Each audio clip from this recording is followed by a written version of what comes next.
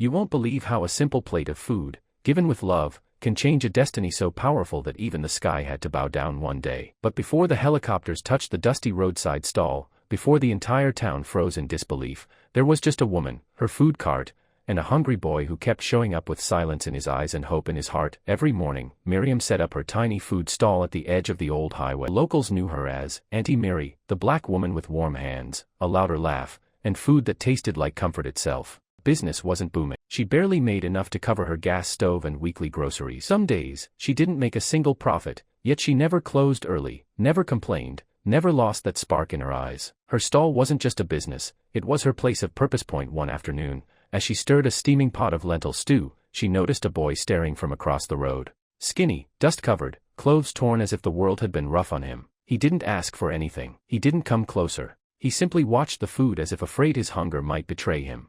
Miriam wiped her hands on her apron, walked toward him, and asked softly, "Baby, you eaten today?" The boy shook his head, barely lifting his eyes.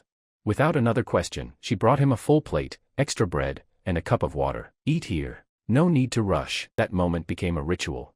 Every day, the boy appeared. Every day, she fed. Every day, he left a quiet thank you that felt heavier than gold. Miriam never asked where he came from or why he was alone. She believed hunger didn't need interrogation, it needed compassion. She didn't know that this small act of kindness was being watched, remembered, and one day would return to her multiplied in the most unbelievable way. Imagine giving food to a stranger every day, never expecting anything back, then discovering that the universe had been taking notes all along. What happened to Miriam, though she had no idea that destiny had already begun its quiet work behind the scenes, the boy, whose name she eventually learned was Tariq, became part of her everyday routine, like sunrise and roadside dust. He always arrived at the same time, always sat in the same corner, always ate as if it was the first real meal he'd had in days. Miriam started packing an extra portion every morning, telling herself it was just in case business was good. She knew exactly who it was for. One day, a storm rolled across the horizon. Dark clouds, rumbling thunder, wind kicking up the sand. Most vendors closed early, but when Miriam saw the familiar small figure walking through the rain, shivering, she stayed. She couldn't bear the thought of him going hungry or trying to sleep in that cold. She rushed to him, grabbed his hand, and pulled him under her shelter. "You're soaked. Sit here. I'll warm something up." Wrapped her scarf around his shoulders. Tariq didn't cry, but something in his eyes softened, like a child finally believing he wasn't invisible. That night, she packed the leftover food into a container and pressed it into his hands. "Take this. You shouldn't be out here alone." For the first time, Tariq whispered, "One day, I'll come back for you." Miriam chuckled. "Just stay safe, child. It's enough for me." The boy wasn't making a childish promise. He meant every word, and the world would soon find out how deeply. Before the helicopters ever circled above, before people screamed and cameras recorded everything, there was a day Miriam almost gave up, a day that changed everything without her realizing it. Her business had been slow for weeks. Bills piled up, gas prices rose, and the little profits she made barely covered the basics. She considered packing up and searching for a housekeeping job again. It hurt her heart, but she couldn't fight the numbers. As she quietly cooked her stew, Tariq walked in and instantly sensed something was wrong. He was smiling, but it was the kind of smile people use to hide exhaustion. He sat down and asked softly, "Are you okay?" Miriam didn't want to burden a child with grown-up problems. "Baby. Long week." Tariq pressed. "If your stall closes, will you still be here?" His voice trembled with a fear he tried to hide. Miriam knelt in front of him. "Even if I close this stall, you'll always have a meal from me. Here. Always." That night, after feeding him, she found a small note left under the bowl. A scribbled message, "You saved my life." She didn't know what that meant. She didn't know the weight behind that confession. She didn't know that Tariq wasn't just a hungry boy, he was a missing boy. A boy whose past was more tangled than she could imagine. A boy who, even while lost, never forgot the one person who treated him like he mattered. Destiny wasn't just preparing a reward for Miriam. It was preparing a miracle. You never truly know who you're helping. The quietest person at your table carries the loudest destiny. And Miriam, still unaware, kept feeding Tariq every day, not realizing that the world outside her dusty roadside stall was searching for him with desperation, money, and power she could never imagine. It happened on a scorching afternoon, kind where the sun felt like fire and customers were rare. Miriam was fanning the flames under her pot when she noticed two men in suits parked across the road. Not the usual locals, these men had polished shoes, tinted car windows, and the kind of posture that didn't belong near a humble food stall. Watched everything, her stall, her face, even the empty seat where Tariq usually sat. Miriam felt uneasy but brushed it off, thinking maybe they were lost tourists. Hours passed. The boy didn't show up. She kept glancing at the road, expecting his thin silhouette to appear like always. But he didn't. She packed a container for him anyway, just in case. As she closed for the day, One of the suited men approached her.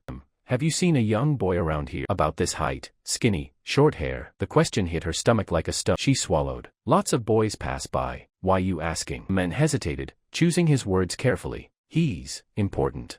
His family has been looking for him for months. Miriam's heart sank. Was Tariq in trouble? Was he running from something dangerous? He didn't want to betray his trust, but she also felt fear creeping in. Let you know if I see anyone, she said, keeping her voice steady. He studied her face, nodded politely, and left. At night, she barely slept. For the first time, she worried that feeding the boy might have put him, and maybe herself, in danger, but the truth was even stranger. Tariq wasn't in danger. It was the danger, or rather, the danger was the world he came from. A world Miriam had unknowingly stepped into the moment she showed that first act of kindness. A world that was now moving closer, ready to collide with her quiet life in the most shocking way. What if one morning you woke up thinking it was just another day, but destiny had already decided this was the day everything changed?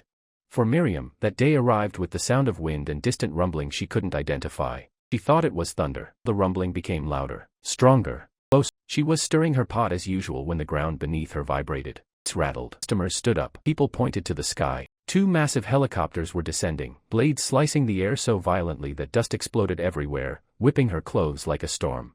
Miriam shielded her eyes, completely frozen. Helicopters. Here. For what? For whom? The entire highway stopped. Cars braked. Vendors ran for cover. Children screamed with excitement. Miriam clutched her apron as both helicopters landed just meters from her stall, kicking up a tornado of dust and debris. Opened slowly, and heavily armed security officers stepped out, forming a protective circle. Behind them, 2 men in tailored suits and sunglasses approached her stall with purpose. Miriam couldn't breathe. Is something wrong? She managed to ask. The men didn't answer. They simply stepped aside, and out walked Tariq, not the dusty, worn-out, hungry boy she fed every day. This Tariq was dressed in clean clothes, escorted like someone valuable. His hair was trimmed. His face looked different, calmer, relieved, strangely confident. But when he saw Miriam, the tough expression melted away. He ran toward her and wrapped his arms around her waist. I told you I'd come back, he whispered, voice trembling. Before she could react, a tall man with graying hair approached her. Ma'am, thank you for keeping my son alive. Miriam blinked. Your son. The man nodded with tears swelling. Tariq is my child. He went missing months ago. We searched entire cities. We feared the worst. And all this time, you were feeding him.